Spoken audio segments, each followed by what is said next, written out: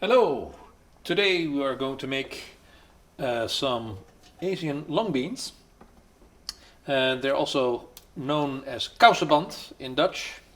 The Surinam people eat them a lot. And I call them lazy beans because I love the way that they come in such a long format. You don't have to clean too many of them, you just take the ends off and that's it. They are absolutely delicious. Think haricot vert and regular green beans, and boy are they good. So we're going to cut these actually fairly fine. So I bundle them together, and incidentally these beans you can buy at pretty much every Chinese and Korean and Vietnamese grocery. And nowadays I've also seen them at other places, even at Jewel I believe at some point. I don't know if they're grown locally, but they're really good. So we're going to make this dish with tempeh, which is sort of the other lesser known variety of fermented soybeans. And I do that instead of chicken. You can also make this dish with chicken, or some people do it with pork. I don't like either, so I love it with tempeh, and I'm going to show you how to fry that up first. I fooled many vegetarians, many carnivores with tempeh in believing that this was meat. After we have taken the tempeh out of its packaging, I'm going to cut it as follows. First in long strips, but fairly thin. Use a sharp knife, and then once more in small little bite-sized chunks.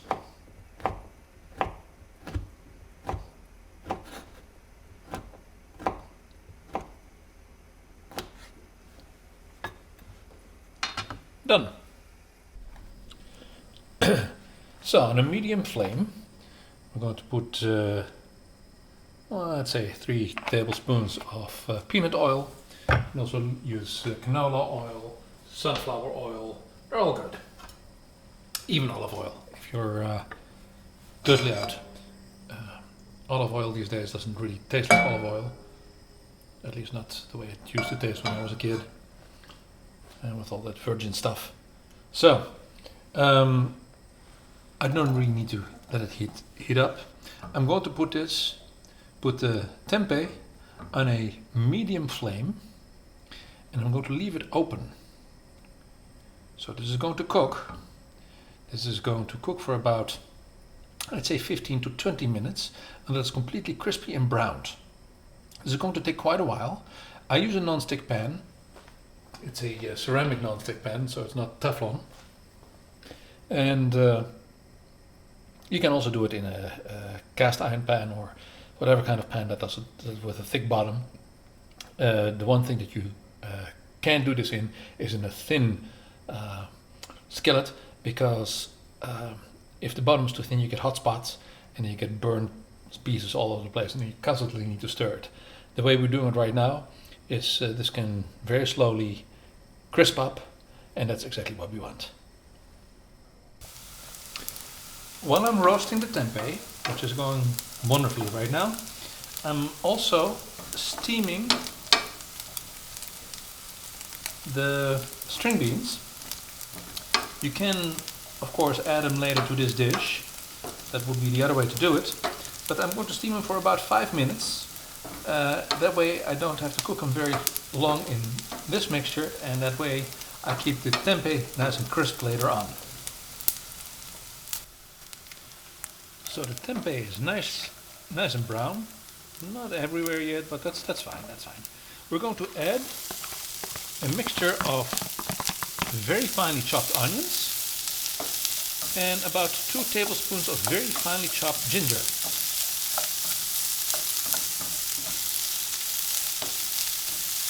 I'm just going to mix that through and let that fry for about 5 minutes while stirring. This prevents the tempeh from burning. And the onion will start to caramelize very nicely.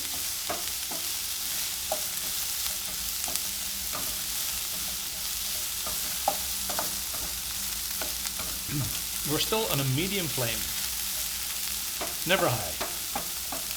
As my grandmother would say, sabar sabar, which means go slowly. So the onions have started to caramelize. I'm going to add my other ingredients. I'm going to put 2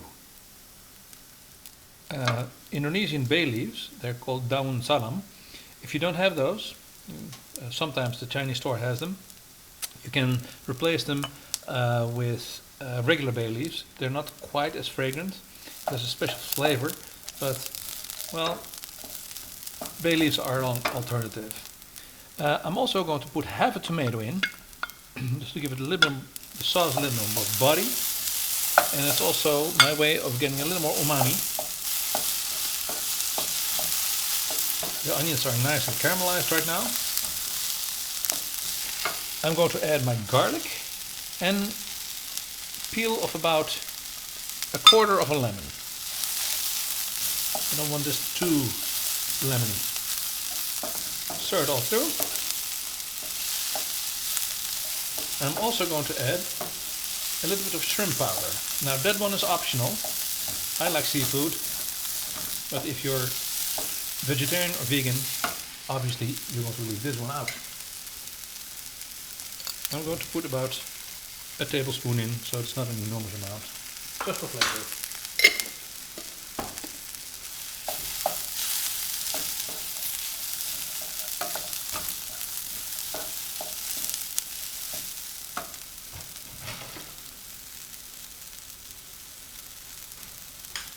I'm also going to put a little bit of galanga in.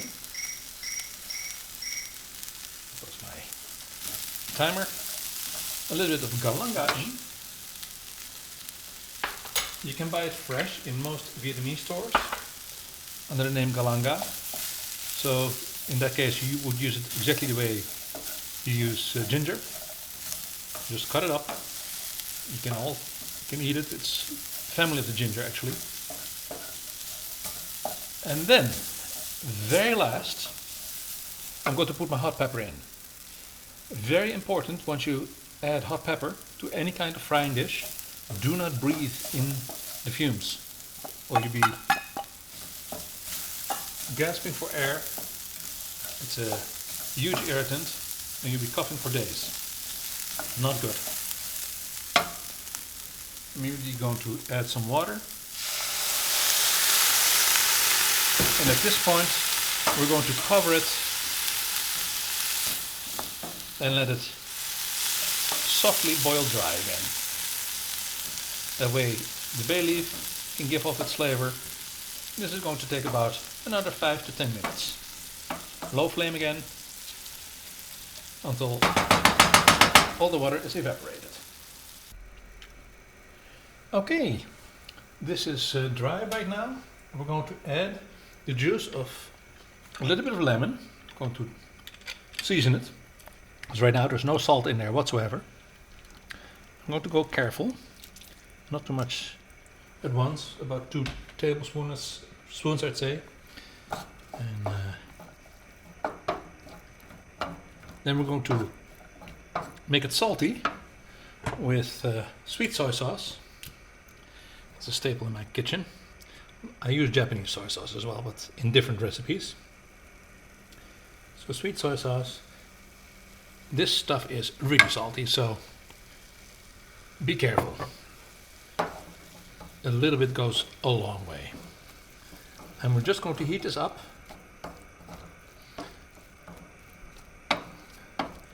And because of the sugar content, it will also sort of melt. It becomes it's very thick in the bottle. You'll see that when you put it in a hot pan, it starts to bubble a little bit. You also see that the bay leaf became nice and big.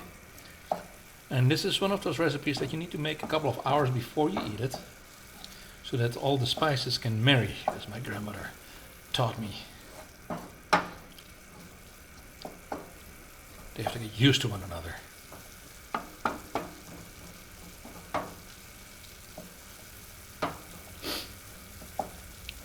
In the meantime, I have also steamed my green beans, and you have to taste them because they should be a little bit crisp. Now at this point, let me taste.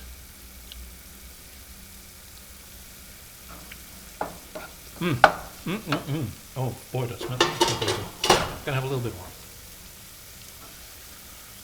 I said earlier that this fooled vegetarians and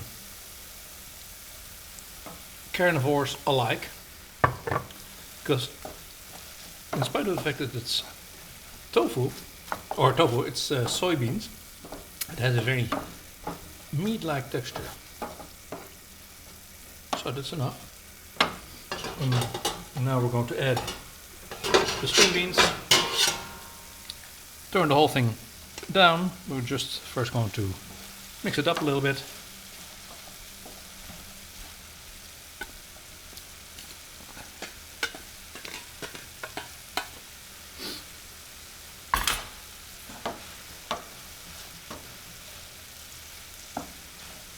And I hate overcooked string beans.